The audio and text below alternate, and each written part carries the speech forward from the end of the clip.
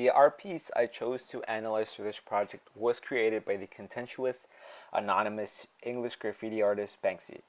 He rose up in popularity during the 1900s free party, DIY, do-it-yourself, and alternative music scene in Bristol, a vibrant, creative, multicultural city in the west of England. Dubbed as a guerrilla artist as well as a people's artist by many, Banksy's simple images are so accessible, iconic, democratic, and humorous that ultimately reaches people on a simple level. Most of his work incorporates one of his many themes. His most famous theme, and probably the one he used the most during his first years as a graffiti artist, was the rat. Rats, although ubiquitous in cities and almost universally despised, are representational of the urban underclass. The slogan is another one of Banksy's major themes, which serves as no other purpose but as a hook, a sort of soundbite, to catch the audience's attention. Probably his most famous soundbite is "This is not a photo opportunity," which he tagged all around England, as well as serving as the title for one of my sources. Banksy's art tends to usually depict modern life and globalization, with his usual subjects of crummy jobs, retail therapy, TV addiction, the New World Order, being slaves to oil barons and the motor car, the worship of supermarkets, sweatshop labor, and homelessness. Nihilism, a reflection to urban environment, is also a prevalent theme in Banksy's urban artistic expression. And similarly to the rat, he uses the ape to represent the impoverished and oppressed urban citizens, juxtaposed with one of his most famous statements, "Laugh now, but one day we will be in charge." However, Banksy is often at his most controversial when giving us sardonic takes on modern society, including sexuality, knife crime, and our obsession with phones. Consequently, one of the many reasons why he tends to remain anonymous, even after gaining so much fame and popularity.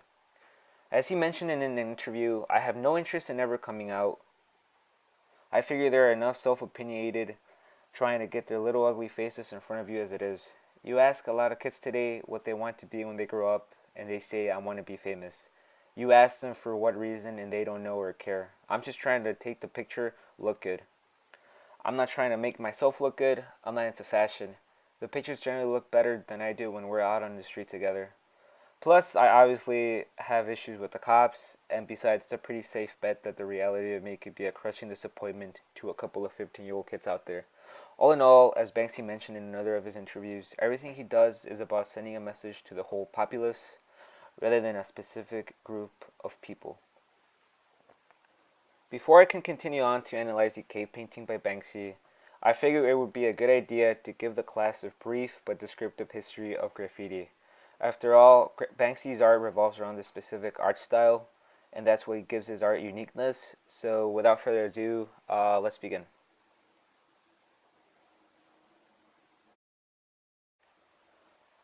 As you already know, graffiti is a style of street art.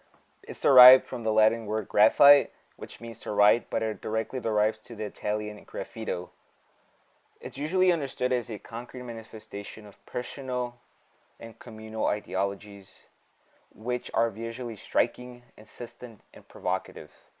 Graffiti emerged in the early 1920s during World War II, where soldiers drew humorous images to correspond with popular American terms. However, it started gaining popularity after the father of modern graffiti, Daryl McRae, began to affix his now infamous tagging name, Cornbread, around his college campus. Although graffiti is often deemed as an adverse art style, we can't help but accept the fact that it demonstrates the essence of art.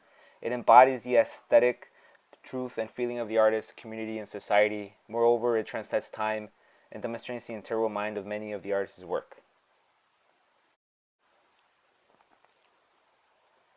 Cave painting by Banksy is a very detailed art piece. Right off the bat, you can clearly tell the focal point of this artwork is the man dressed in all black with the orange vest, giving the illusion that he's standing in the street, power washing this cave painting of sorts, hence the title of the artwork. His attire makes me assume he's a city worker, similar to the ones we tend to see in Chicago with the green vests. The painting also appears to contain animals and humans. The humans, which are in red, appear to be hunting the animals, which are dark brown in color. The background consists of a dark shade of yellow for the most part, besides the bottom left-hand corner where you can obviously see the power wash's aftermath.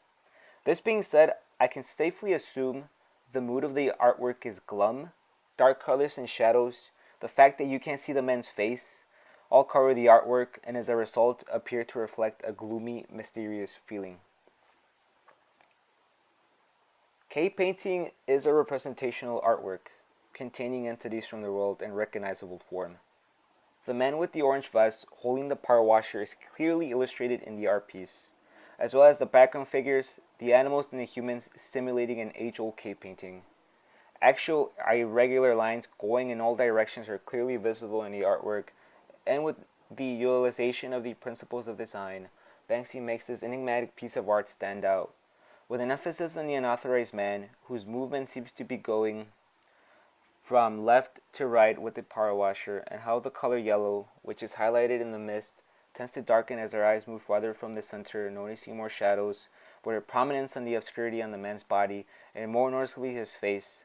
It ultimately gives a feeling of wholeness to the painting.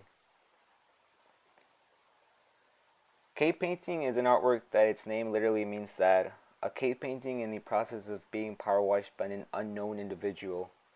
Although there is very little known about the painting, it originally appeared at Leek Street in London, May 2008, in the infamous Banksy Tunnel.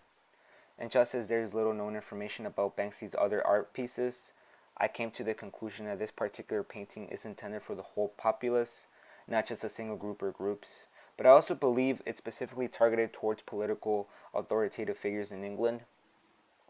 Continuing on, there are no written records detailing the reasons for the creation of cave painting, but one can assume, as can with his other countless art pieces, that it involves one of his many controversial themes, and in my opinion, it's politics, and one of its subgenres which has been extensively gaining popularity in the past couple of years, censorship. The 2008 English elections, the same year this painting was created, is one of many possible events that could have triggered the creation of this inscrutable artwork. This being said, the sole fact that he painted it in a tunnel wall is ingenious. Why?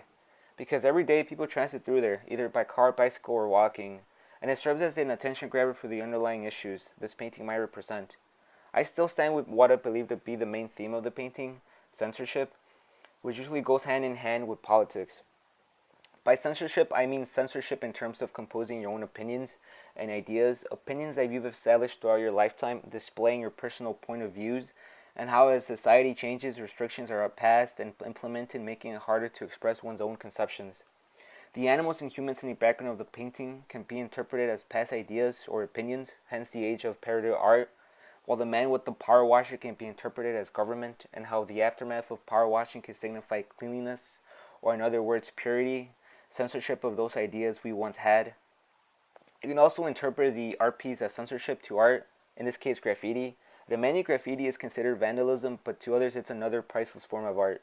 And just as with cave paintings, which are pieces of history, erasing street art from existence, which has happened to numerous street artists, including Banksy, is sort of like erasing a priceless cave painting from ever existing. Although I cannot ascribe my second interpretation to any past event in my life, I can fairly relate to my first one of censorship in society. Growing up as a minority in a suburb largely populated by whites, I've had my fair share of opinions, ideas censored by others around me. In spite of the negativity that you might think have come from this, it diverged my personality to be more open and less susceptible to others' pessimistic notions, and the fact that Banksy could interpret this in something so irrelevant as a cave painting and a power washer is extremely staggering. This is by far the most detailed drawing I've ever done in my life, and I'm honored to be sharing it with the class today. Although my drawing has no name, it's my depiction of a Spanish settler, hence the clothing and the unique facial features. It's what I like to call a multi-platform art piece.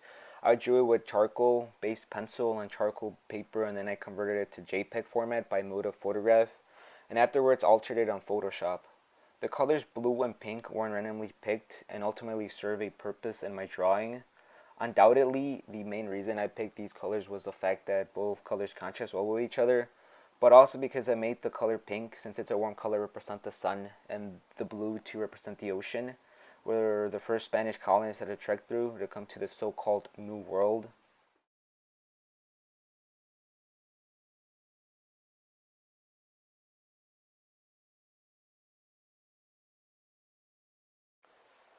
I took inspiration from Carla Fuentes, a Spanish artist whose unique art style I try to mimic.